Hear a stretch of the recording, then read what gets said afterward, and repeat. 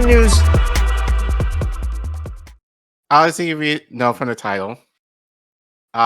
We've talked about this ad nauseum on this show and on the network in general that we do not believe in electoralism. And I think, especially given, and I think this is probably appropriate timing to talk about this in light of, I wanted to bring this in terms of McNally, who we talked about last week, and now giving the fallout with the Democrats in terms of shutdown and the crashing out that we're seeing from the base in terms of what these motherfuckers, which I totally understand. But I understand the crash out. I understand why people are pissed. I'm pissed too.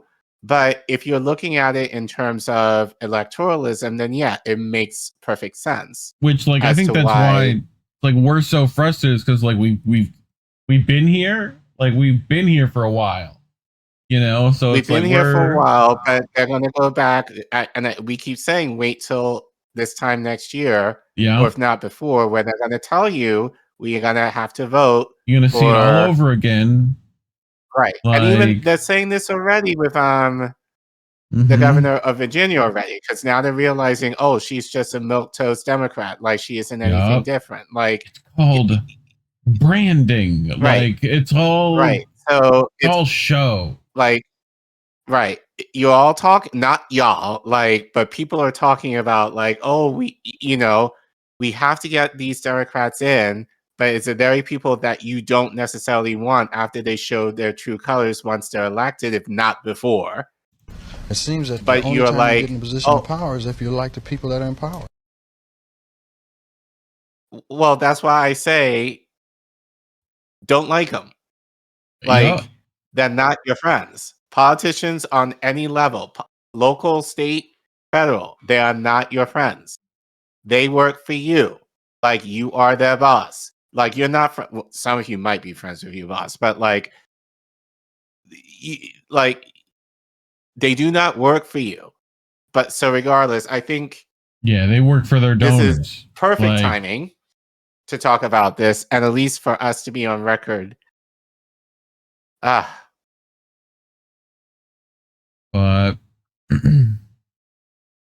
yeah, I mean, I think you're back, right? Test.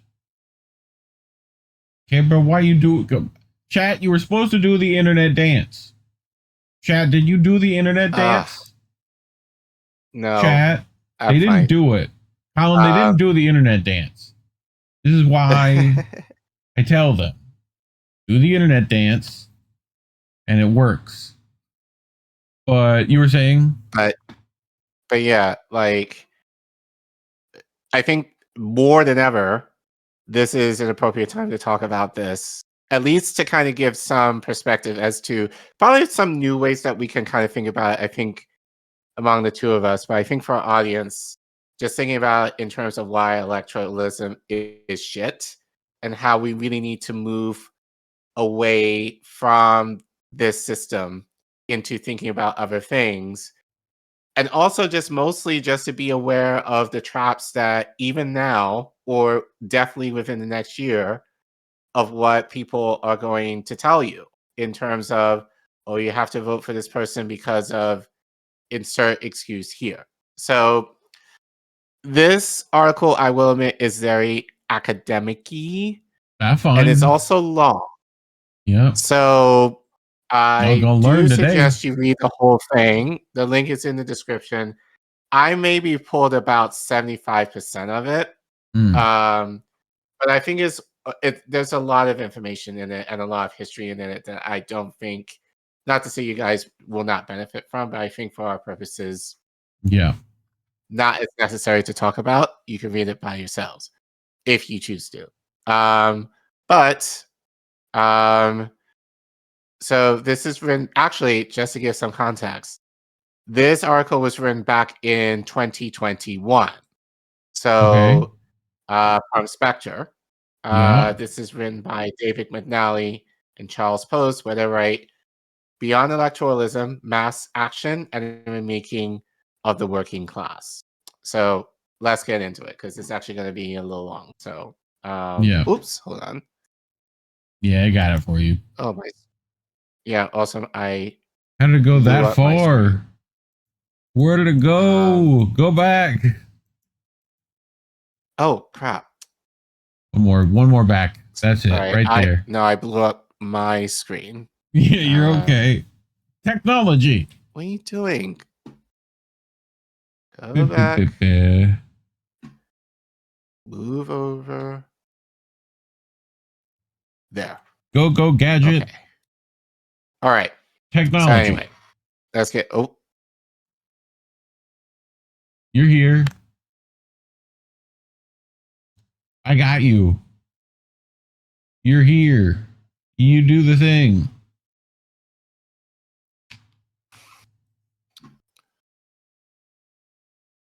How about now?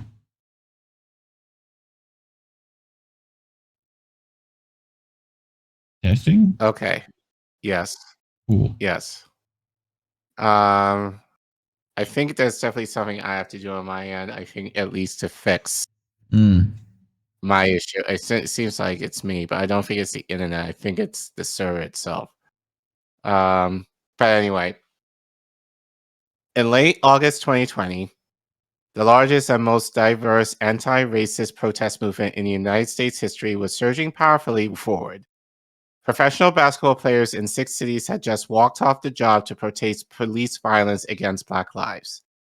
The next night, players for the Los Angeles Lakers, led by LeBron James, unofficially voted alongside members of the LA Clippers to shut down the rest of the NBA season. The Women's National Basketball Association was already in protest mode, as were several teams in Major League Baseball. So we all remember this, right? Thanks, Obama. Professional athletes were on the brink of placing strike action at the center of the next wave of an uprising that had already seen up to 26 million people demonstrate in defense of Black lives. Such high-profile anti-racist strikes had the potential to inspire workplace activism and organizing, and to reignite a movement that had toppled Confederate statues, surrounded and occasionally burned police stations, and seized streets in a multiracial outpouring against racism. Enter Barack Obama. With a single phone. Thank you. With a single phone call, the former U.S. president demobilized the movement. In conversations with James and NBA Union President Chris Paul, Obama persuaded them to return to work and join with their employers, the team owners, in pushing voter turnout rather than strikes and street protests. In one fell swoop, electoralism has shut down mass mobilization. And you saw that within the last couple of weeks. Yep. We had the No Kings protest a couple of weekends ago. Democrats were there. They were saying, like Trump bad, blah, blah, blah, blah, blah. Now, fast forward a couple of weeks, look what Democrats did. So all that energy you spent, all that energy, not y'all, but all the energy that was spent going to the rally, because let's call it that it was a rally, not a protest. All that energy you went going to that rally, all the Democrats were supporting it, encouraging you to go, right? Because of Trump bad or whatnot, only for them to stab you in the back a couple of days ago. Same shit. Electoralism. Yep. Anyway, let's continue. So, and just for the record, and I've said this is why Obama is a piece of shit. One of the reasons, and I yes. Said one of, I think in particular in this piece, for me personally, having been at those protests, getting pepper sprayed by the cops, the reason why this was so significant because the world was watching. It's not like a lot of this stuff, like No Kings. No one people like in the UK or Europe or Australia, Asia, whatever, they might take notice, but this was significant in terms of the NBA is watched worldwide. So the idea that they were willing to strike over Black lives would have had a global impact in terms of turning out and showing out in regards to what happened with George Floyd and talking about racism in general. And the idea that Obama squandered that and siphoned off that energy only for people to vote for Biden and tank it in terms of defund the police, which they basically broke down a little later on, is why I believe, among, as you said, among many reasons, Obama is shit. So that's electoralism in a nutshell and why it doesn't work. But let's continue. The dramatic demobilization of Black Lives Matter rebellion is an underappreciated aspect of Donald Trump's re-energized presidential campaign during the fall of 2020. During the BLM upheaval, one major public opinion poll after another showed substantial support ranging from 60 to 75% of those polled for protests against racial injustice. All of that quickly changed. As anti-racist protesters abandoned the streets, right-wing forces reclaimed them, particularly by way of Trump car caravans and similar tactics. Central to their mobilizations were aggressive displays of the symbols of white supremacy, from MAGA hats to Confederate flags. The results ought to have been predictable. With anti-racists retreating and Trump supporters belligerently waving their flags, far-right groups like the Proud Boys were re-emboldened. The result was a sharp shift in political dynamics, with pro-Trump forces gathering momentum and occupying public space. Meanwhile, Democratic Party officials worked overtime to discredit the anti-racist call to defund the police. Unsurprisingly, Trump's electoral support surged, winning him 10 million more votes than he had garnered 4 years earlier, and making the presidential contest much more closer than had been widely predicted. And I would argue that it should have been. Yeah. Honestly, it shouldn't have been that close. But anyway, we cannot know for certain what impact a continued BLM uprising would have had on the outcome of the 2020 election. But we can say with certainty that had the athlete strike spread, the movement would have moved into a higher gear. The withdrawal of labor is a powerful and electrifying tactic. It reveals to working people something fundamental about their potential collective power. A high-profile athlete strike could have inspired even more people to join the struggle. Indeed, a significant network of college teachers were beginning to organize anti-racist job action at the very moment the struggle receded. An NBA strike could have also galvanized student walkouts, just as it would have emboldened union organizing at Amazon and beyond, which was also going on at the same time. Yeah. The Obama-driven turn to electoralism squandered the exciting possibilities of a unique historical moment. But it would be too easy to simply blame Obama.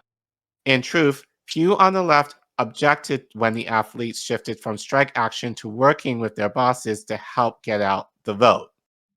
Many on the US left embrace the idea that elections are the key to socialist political action and power. Writing in Jacobin, Paul Hyman posted an identity between electoral campaigns and mass politics, implying that those who do not embrace electoral activity simply cultivate an embrace of marginality. At no point does Hyman even contend with the idea that mass strikes or popular mobilizations for racial and gender justice might constitute forms of mass politics too, or that could just give birth to new, ongoing mass organization, which kind of goes along with what co-opted every fucking union. It's, right. It's like any and all to deal with this problem of funnel. The only power you give people is the power to vote. Every other power is completely fucking controlled and manipulated. Right. Which we played the Kwame Ture clip last week where that's basically what you were saying. Voting is the means to organize, not the means to an end. In terms of you vote for the person, you dust off your hands, and you go about your day. Right. No, it's the means to do this. It's the means to organize. So So we're having it all wrong. It should cultivate something in terms of your organizing, not giving your power, basically really the only power we have at this point, towards, okay, we're giving you our hopes and dreams and we're giving it onto you. Do with it what you will, and they never do. So it's a way of co-opting the very actions that you need in order to organize and to actually make change happen. And essentially we're squandering it in terms of them saying to you via propaganda, oh, you just need to vote or vote harder for the right people to come in. And maybe hopefully one day you might get like an incremental change. Right. That is one step closer to progress. Which I feel like we should do some more discussions on the topic of like anti-electoralism in general, right? Because I don't think people understand, and especially on organization, because I feel like the term is very subjective, right? And like what that's supposed to mean, and if that is even a viable tactic anymore, like, you know, or is it something else? Me and Vanessa were talking about things like the yellow vests and shit. I'm not an expert on this, but it definitely needs to evolve for sure. Yeah, because the way that we organized back 60 years ago cannot be done in the same way now. Yeah, it's like it has to be more decentralized and shit. Essentially, decentralized and less social media-y, I would argue.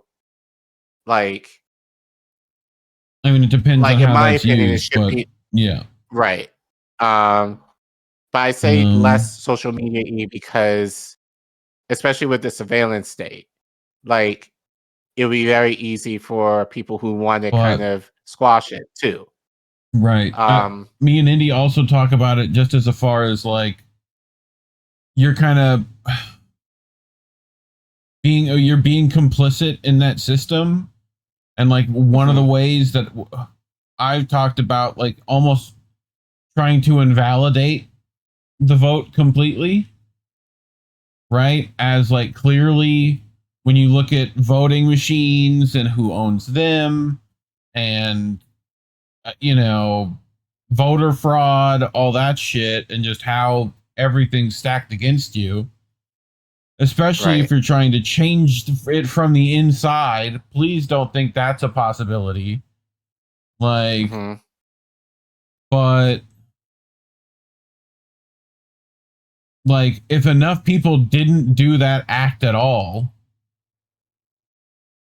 you could almost invalidate the results, like for the country. Like, hey, like only like 0.5% of people vote, you know, like where are they getting the numbers, you know? But anyway, I tangented, but anyway, but yes, let's continue. Revolutionary socialists have never rejected participation in electoral politics. What they have contested is the elevation of electoral campaigning to the strategic priority for people of the left. From Karl Marx to Rosa Luxemburg, from V.I. Lenin to C.L.R. James, there has been a general agreement that, where possible, the socialist movement should use electoral activity to promote its program and popular mobilization. Again, what Kwame Ture said, essentially.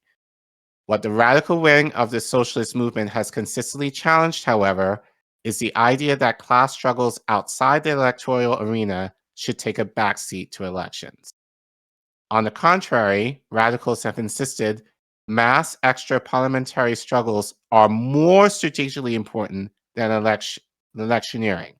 This claim is based on two political insights.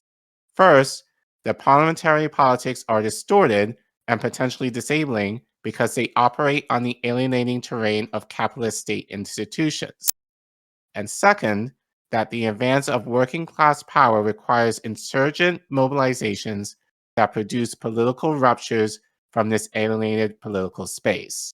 Without the latter, entry into the political institutions of the capitalist state will tend to defang and incorporate the left, which again, we have seen plenty of times, right?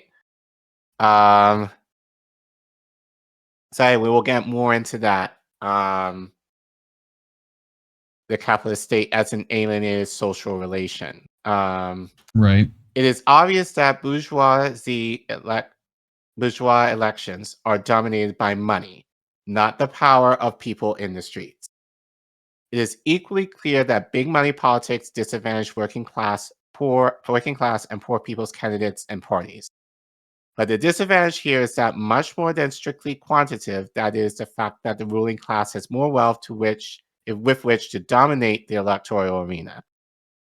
Much deeper quantitative effects are at play, having to do with the fundamentally alienating character of money and the liberal state. As Marx reminds us, the dominance of money is an index of social alienation. In a society dominated by money, connections among people have become extract and quantitative. The social life and interactions one experiences are governed by the quantity of money one represents. The individual carries his social power as well as his bond with society with its pocket. The dominance of quantitative wealth expressed in money thus assumes a qualitative form. Social interconnections are refined, transformed into relations among things, commodities, and money. As a result, in capitalist society, the mutual interconnection among people appears as something alien to them, autonomous as a thing.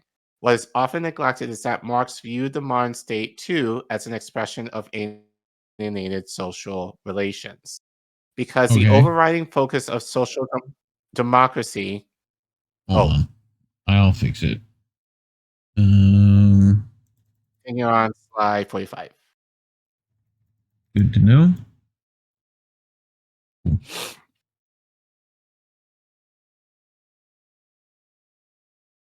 I think that's it. Okay.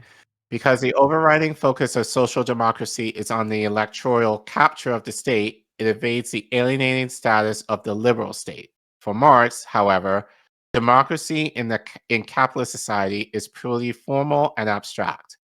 Rather than a system in which people engage in self-government, liberal democracy requires that they alienate the capacity for self-rule to unaccountable representatives and non-elected officials. This alienation of power produces political passivity. Instead of exercising power, people become administered by power. Membership in the body politic becomes empty and formal. Rather than participating directly in deliberative processes focused on people's unique social material needs, including their needs for individual development, the liberal citizen is limited to the formal act of voting for politicians who lack accountability and are bound to respect the rights and prerogatives of capitalist property. In short, capitalist democracy substitutes an alienated system of elite representation for the democratic principle of a self-governing demos, people. As Ellen Menskins-Wood argued, liberalism thus represents the antithesis of democratic self-government, not the exercise of political power, but its relinquishment, its transfers to others, its alienation. So, essentially, it's basically saying we're not exercising our political power in its true form, but as I said earlier, we're transferring it to other people in the hope that they'll do it on our behalf, which actually, essentially, if you think of it that way, that's what liberalism is.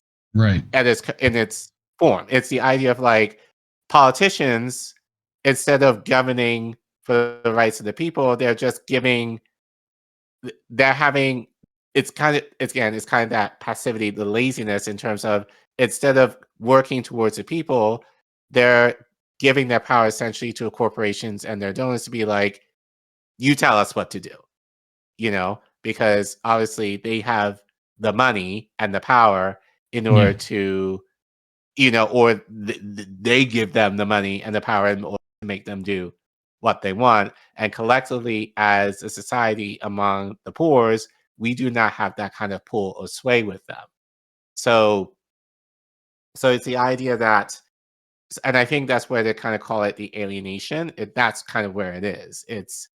We're separated from them, not in terms of, well, we've kind of been complicit or propagandized, whatever you want to call it, to believe that they're going to do it for us rather than being activated to force them to do it for us, in terms of their power and their wealth and their prestige. Right. So I mean, I'm not sure if I made any sense there, but I think that's kind of I feel like it's I took from it. Right.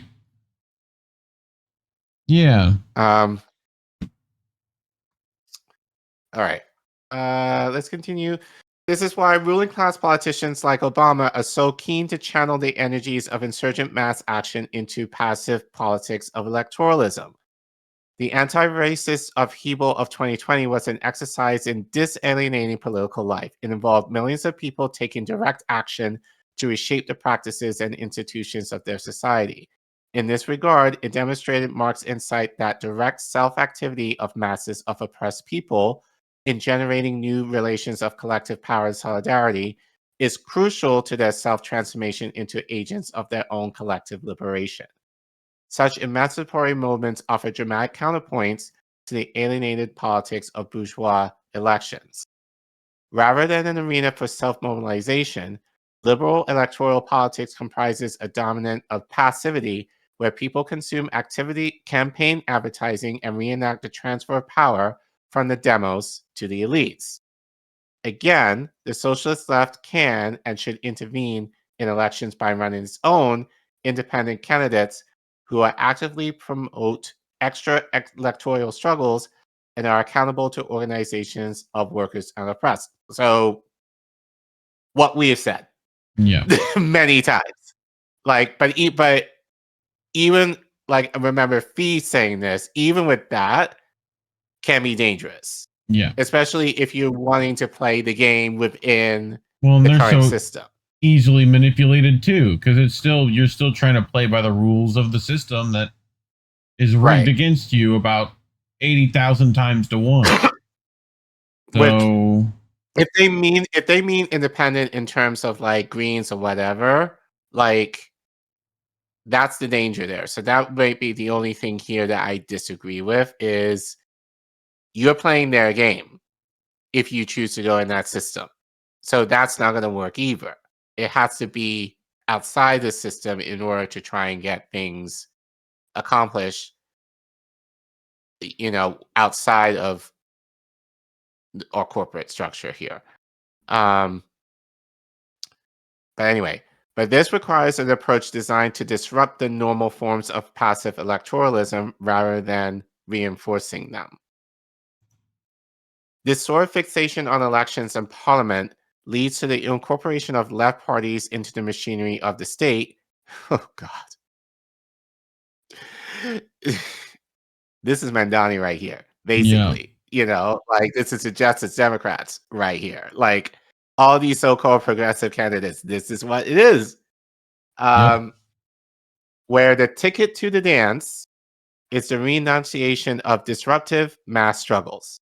It focused their aspirations and their consciousness on vote getting and parliamentary maneuvering. In doing so, it tames and domesticates their representatives while bureaucratizing their organizations, which comes to rely upon the professional layer of parliamentarians and their functionaries, speechwriters, assistants, researchers, PR people, all of whom are subsidized by state budgets.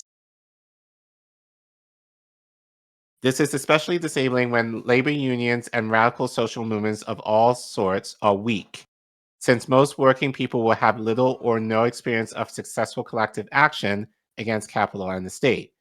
Their existing consciousness will tend to be a complementary allogram of radical views mingled with mainstream common sense. That is why, to win a majority, politicians typically appeal to the lowest common denominator consciousness, and often to its most reactionary aspects.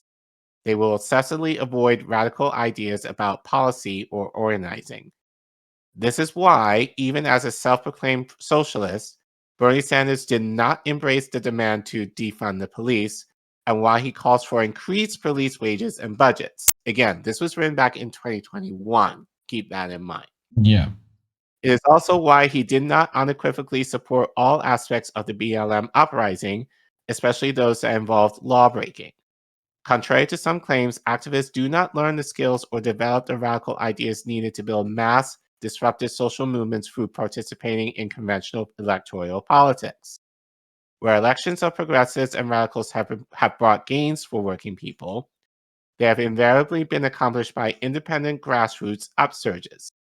In the absence of such pressure from below, leftists in office almost routinely implement austerity measures, as the experience of left governments from France's social government under Francois Mitterrand in 1981 to the Syriza government in Greece in 2016, which capitulated to the demands of the global financial institutions.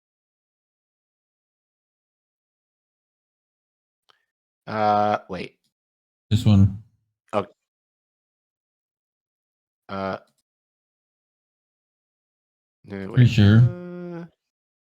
48. 48.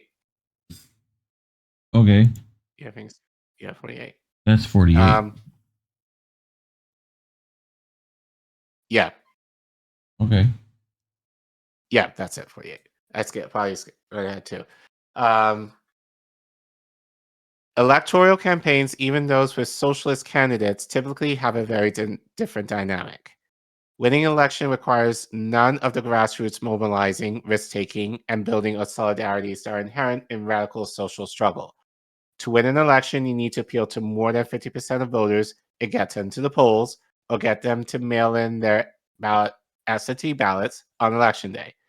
Not only do the people you organize electorally remain isolated and passive, rather than active participants in their own liberation, but election campaigns that focus on winning must appeal to the voters' existing consciousness.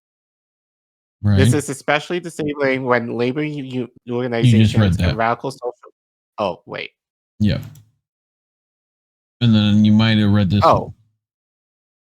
You just went back one. I went back. Skipped. Okay. Okay. Well, I think I might have just did it twice. Okay. Oh, sorry, friends. Again, it does not follow that radicals should, in all circumstances, boycott electoral activity. Socialists have long utilized the electoral sphere to give a broad political voice to the struggles of working and oppressed people.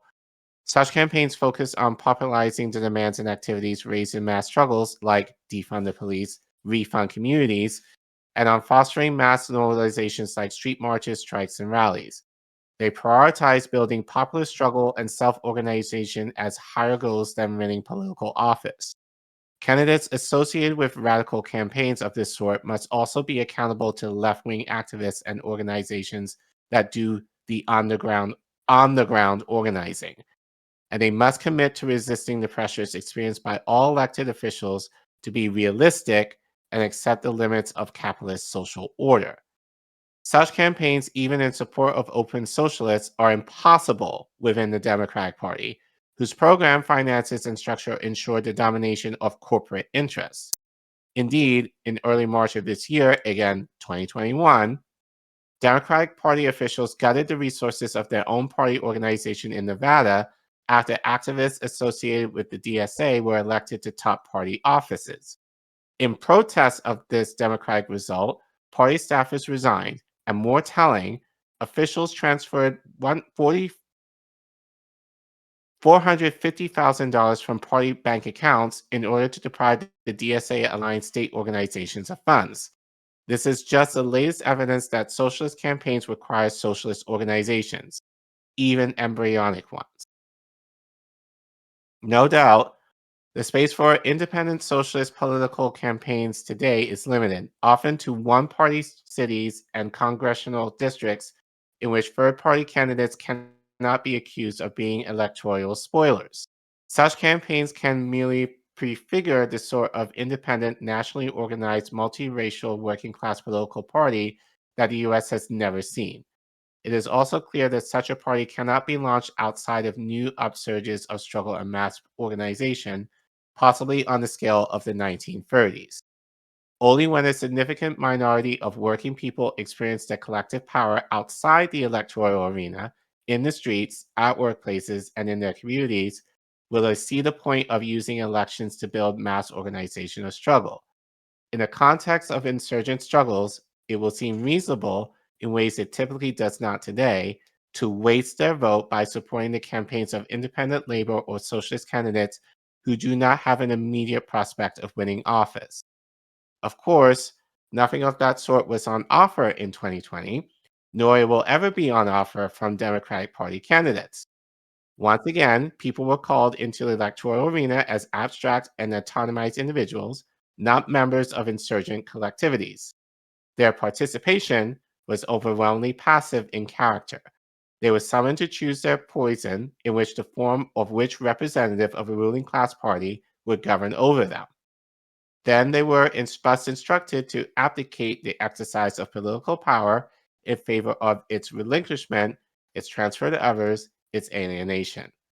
Little surprise that few echoes of popular anti-racist insurgency for a few months earlier were heard in that domain. I mean, this, this. I mean, how true is this? Like, well, and I feel like a lot of us who went through this, like, it's now the most frustrating thing in the world to see it just repeat over and over again. When, like, people, right. when to people who should know better, to the point where I'm like, why even mention this at this point? Is this not like that's the frustration in our heads? It's been like, what we're doing this again? Like, you know, like it's just almost, you gotta ignore it, like the whole thing. Well, that's the thing. I think or at least me, we cannot, because it's like you're falling for the same shit again. Like, yeah. and I think a lot of it's because people do not know what organizing is. I think at the core, people do not know what it is, what it entails, and it's not sexy. It's like, it's a lot of work, it's a lot of sacrifice, it's a lot of diligence, it's a lot of discipline. People don't have the time, rightly so, because of work or whatever else. But like, there's also people, like, I remember Crystal Ball saying once, like doing the organizing is something that she does not want to do. That's not her jive, or something to that end. Which, fine, but it's not fit. But she's the one who's telling us and others of that ilk that, they might say possibly organize, do whatever. They might tell you, if you want to do that. I'm just going to be here in my studio telling you to vote for the people who are leading us to our destruction. While the same breath being able to say, I hate this person sucks, or whatever else. So it's just...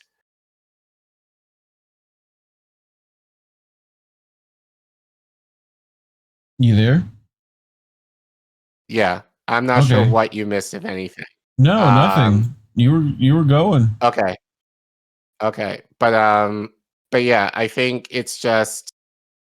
yeah, it's just frustrating, because these are people that most people are watching.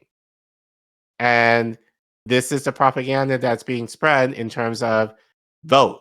Like, it's your civic duty. It's your, like, that's what I hear. It's your duty. And it's like, maybe, but again, it's not on the basis of vote and then walk away when you're done.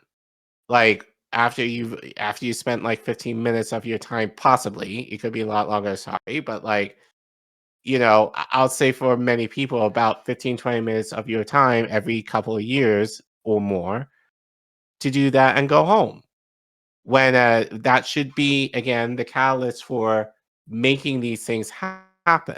So And that's, again, why I'm fearing of McNally, because he played right into this playbook. You know, we talked about how he talked with Blakely before he won at the press conference that she had with him. It's like, oh, it's just going to take 15 minutes. Like, he said it, like, exactly this. It's just like, oh, you know, like, if you're organizing, yes, you need to continue that. But for people who are kind of concerned about him in terms of all this electoralism, he was like, it's only going to take 15, 20 minutes. So he undermined, and that was my beef, he undermined the work that has been happening, whereas he should have been elevating it in terms of use this moment to keep me accountable of the things that I should be doing.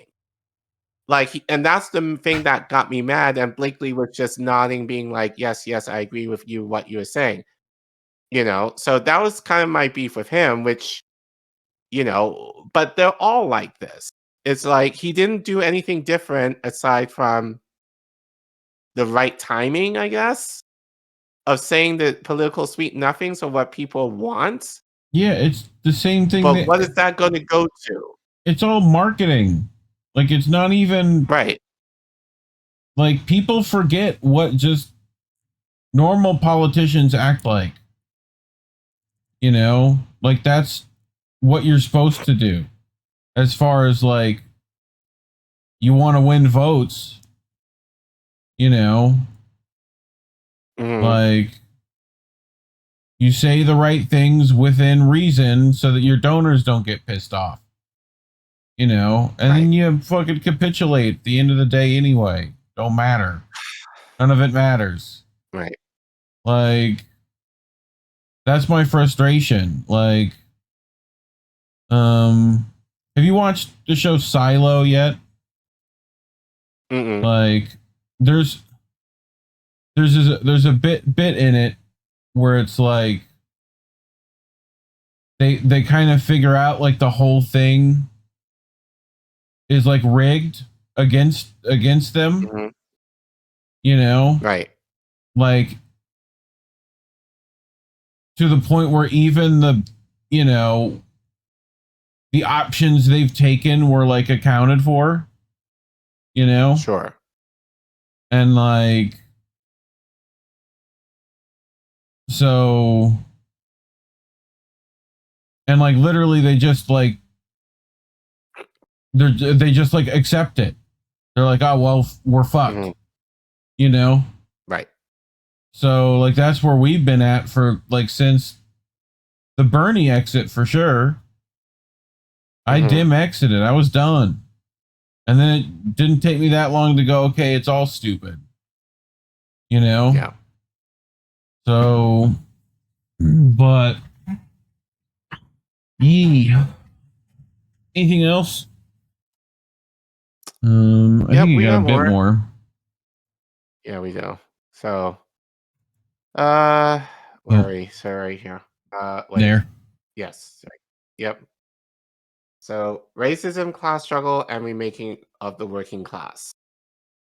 Given these realities, it was not surprising that the demobilization of the BLM uprising in favor of electioneering was a gift to the right. While Biden narrowly won the presidential election, politics is much more about the dynamics of social forces about who holds office. However much Trump controlled the White House in the summer of 2020, his administration increasingly lost control of the streets and the battle for public opinion. As millions marched and toppled racist monuments, as athletes took to their knees during the national anthem and struck in defense of Black lives, the political climate was being progressively transformed. The deliberate demobilization of that anti-racist insurgency allowed Trumpites, Proud Boys, and other vital voices to reclaim the streets and to build up their confidence in public activity. Meanwhile, activists inspired by the uprising were undermined by the hit job Democratic officials launched against the radical demand to defund the police, the very demand that had stirred the imagination of activists, new and old, throughout the country. Sure, but I also saw a lot of activists, even on the ground in 2020. So yes, that's true. but but as I said, there were actively people even on the ground who are actively trying to electoralize people into the idea of voting rather than continuing doing what they were doing. Yeah. So, just to give some insight, especially being on the ground that day. As Democratic leaders rolled out their uninspiring neoliberal agenda, conservative.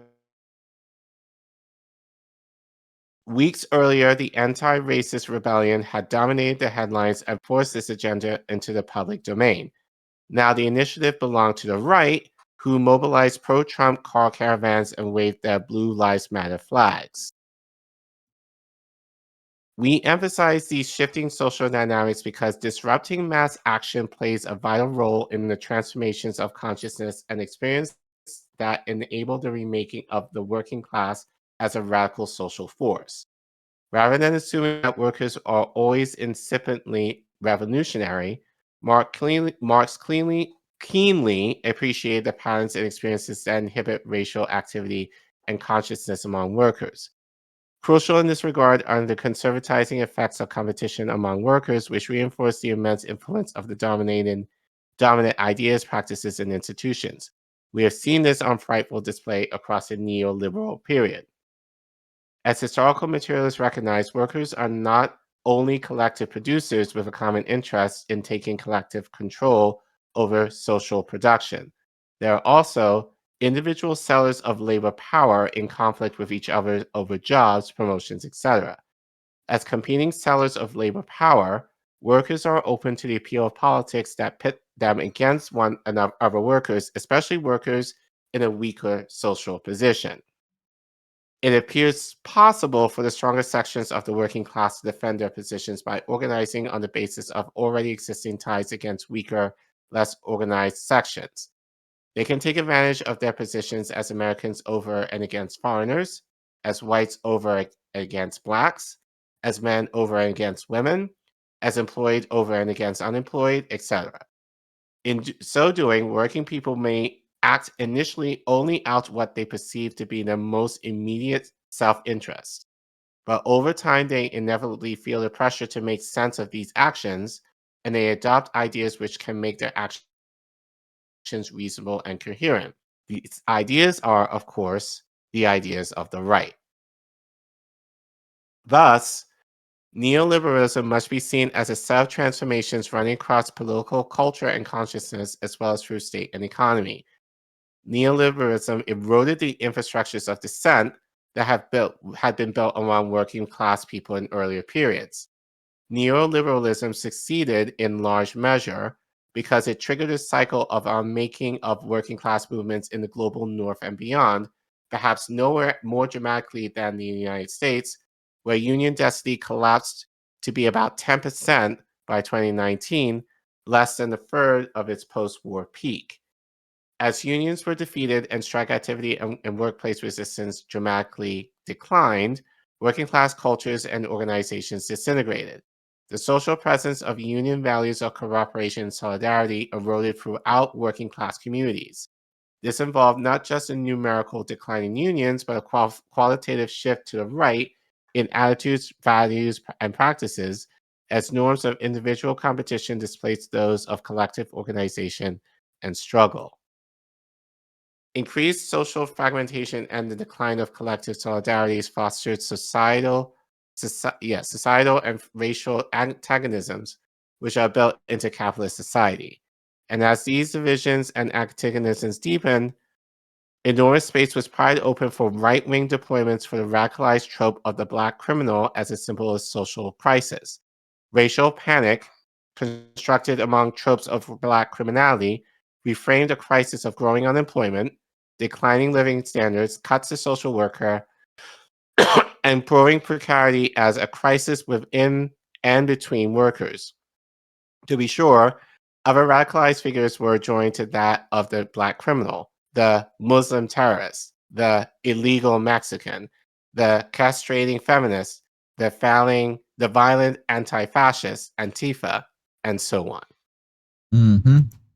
So to end it, This is where they end. So we reject the prioritization of electoral activity not simply because of the severe limits of what can be achieved through the institutions of the capitalist state. We center a politics that fosters the self-transformation of the working class because it is only through insurgent struggle that the working class can remake itself as a radical force. Again, this was central to Marx's vision of the processes by which the working class can make itself fit to remake the world. Marx argued that revolutionary struggle is essential means by which oppressed people can change on a mass scale. If socialist transformations is to be possible, people who have been infected by all the bigotries and mystifications of an oppressed society must transform themselves into a force for solidarity, cooperation, and the regeneration of society. It follows, Marx wrote, that the revolution is necessary, therefore, not only because the ruling class cannot be overthrown in any other way, but also because the class overthrowing it can only in a revolution succeed in righting itself of all the muck of ages and become fitted to found society anew. Showing up at a voting station to draw a few X's does not radically transform the people involved. It does not undermine deep social divisions and antagonisms among working people or build anti-racist and feminist working class struggle, solidarity, and consciousness. It does not allow workers to rid themselves of the muck of ages. For such alterations to take place, particularly on a mass scale, insurgent popular struggles are required. In revolutionary activity, the changing of oneself coincides with the changing of circumstances. The road to remaking the working class will not come primarily through electoral politics, and definitely not through campaigns run through the Democratic Party in the US. Instead, radicals and revolutionaries must again prioritize mass struggles, strikes, demonstrations, occupations, and the like, all around demands of working and oppressed peoples. Clearly, mass uprisings, like last year's struggles against racist police violence, will be episodic. In a society in which people are constantly subjected to economic and social pressures to survive, it is impossible to keep millions permanently mobilized in the streets.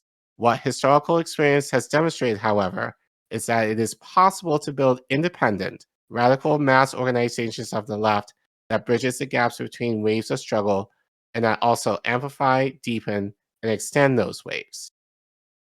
The task of radicals in periods of lull in mass mobilization, when many people retreat to the individual struggle to survive under capitalism, is to build ongoing, independent organizations to maintain growing networks of activists and organizations that are prepared for the next upsurges. Such democratic grassroots organizations allow militants to continue to organize and educate around the politics of multiracial class struggle and to resist being absorbed into the alienating spheres of liberal electoral politics and lobbying. Imagine the political situation in the US today if a national network of police abolition activists had been created in the summer of 2020 to continue the struggle for defunding the police in different localities, one that carried the movement into unions, schools, and neighborhood organizations. Imagine that if the work had been deeply integrated into the union organization drive at Amazon in Alabama and into many similar campaigns, from rent strikes to campaign among nurses, teachers, and grocery store workers.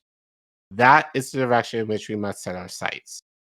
It is in building infrastructures of dissent, new unions, anti-racist and feminist organizations, tenant associations, new socialist media and organization that today's militant minority can build for the transformation struggles of tomorrow. But to do this requires that horizons extend far beyond electoralism and that our priority to change society and to assist the self-transformation of workers into a class that can remake the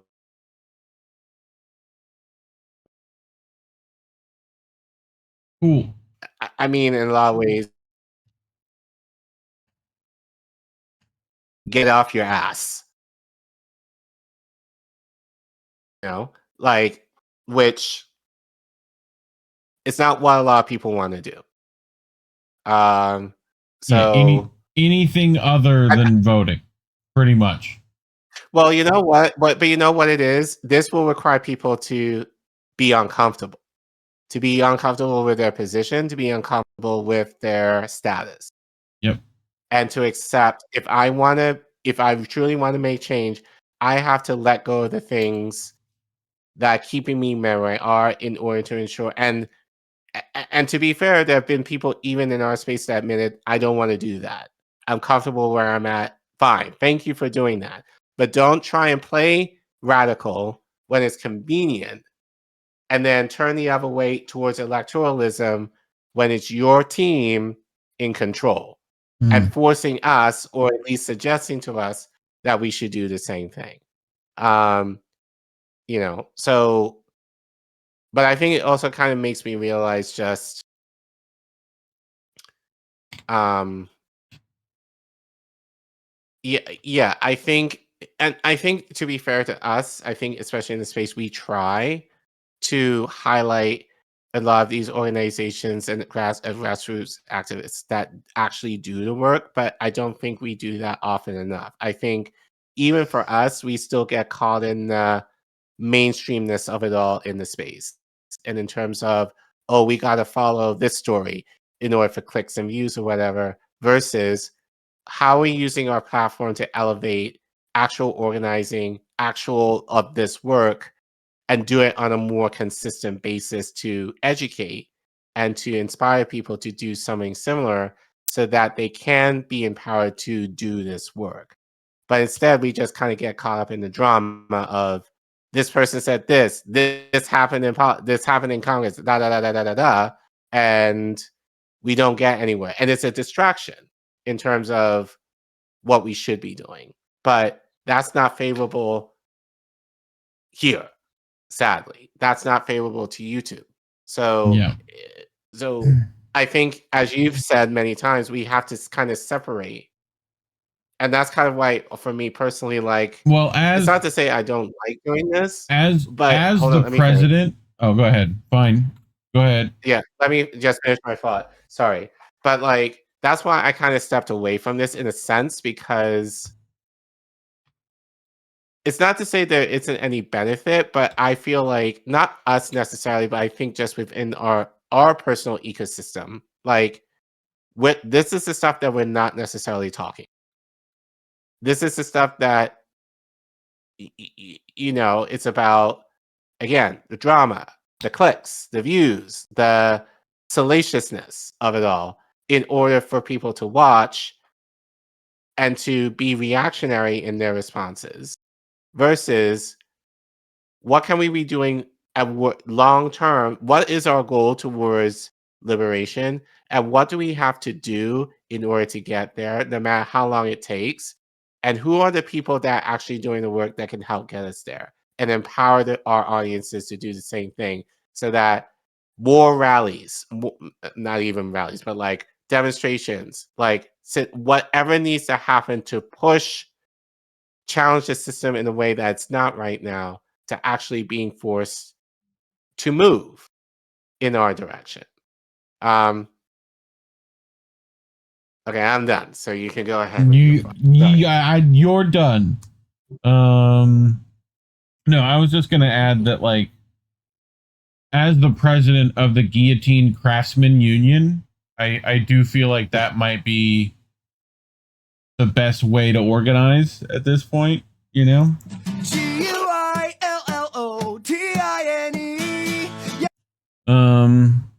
But shame we don't learn from history more often, Right. Like, just saying. Yeah, I feel you, dog. Anything else you wanted to add? No, or you're done. Like I said, there's a lot that surprisingly there was a lot I cut out from this article, but I think at least for me, it's a good start to kind of refer back to, in terms of, because people are like, why are you against it? Like electoral. Yeah, how long? Blah, blah, blah, how long do you have? Because we're gonna be a minute to explain it. But how long was this segment? What's this segment going to be now? And I feel like we just scratched it. It's like this is from 2020. Right, exactly. Right. This is like you hooked on finding this problem. Even with what I read here, you know, it was kind of heavy, but this is just only the beginning in terms of how I feel. So, but I think I wanted to read this because at least it's able to articulate, again, very academic language, but nevertheless, is able to articulate somewhat better into what we've been saying, what other people have been saying, as to why we have not. Again, it's not to say we have nothing to do with it, but it shouldn't be the highlight of what we do. Like that should, if anything, that should be the floor of what we do. So yeah, but see, that's the 2020 thought. Like, there's a lot after that too that might make you think even that's not worth it. You know. Like, right. So, you know, but we're moving in the right direction for sure, you know, but sure. Anyway, the thing, because YouTube's definitely not going to like this one. For damn sure. No. So do the thing, scan the code, yeah, or type in the Ko-fi link.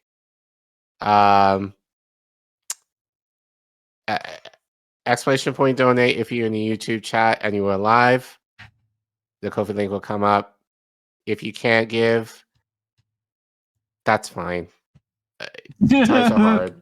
So yeah, like and subscribe to us. But seriously, let us know what you think. How do you feel about electoralism now? Again, this was kind of lengthy, but does this kind of explain for people why, at least for us, why we're not fans of it, why we believe anyone on the left should not be fans of it, and what would it look like for you to move away from electoralism?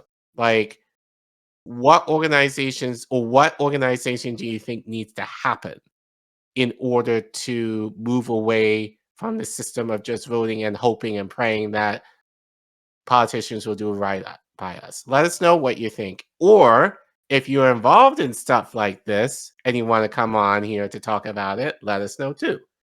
I think we definitely need to have these conversations moving forward in terms of kind of pushing the envelope a little bit, especially among our peers, to do better in the space in terms of what we produce and put out there for you all to consume. Because again, I don't think the idea of just talking about this person did this thing, that person did that thing. Yes, it might be true, but how can we move away from that? Especially given a lot of these people will say, oh, this person sucks, or the Democratic Party sucks in particular, but will still tell you to vote for them anyway. So obviously that's a system that is not working and they don't care. So what can we do to move away from that to give these people in particular less breathing room? Because they seem to dominate the space in terms of their words. And we can't continue to promote their ideas. So let us know what you think. Help us get to 3K. If we can get that by the end of the year, that would be great. And thanks for watching.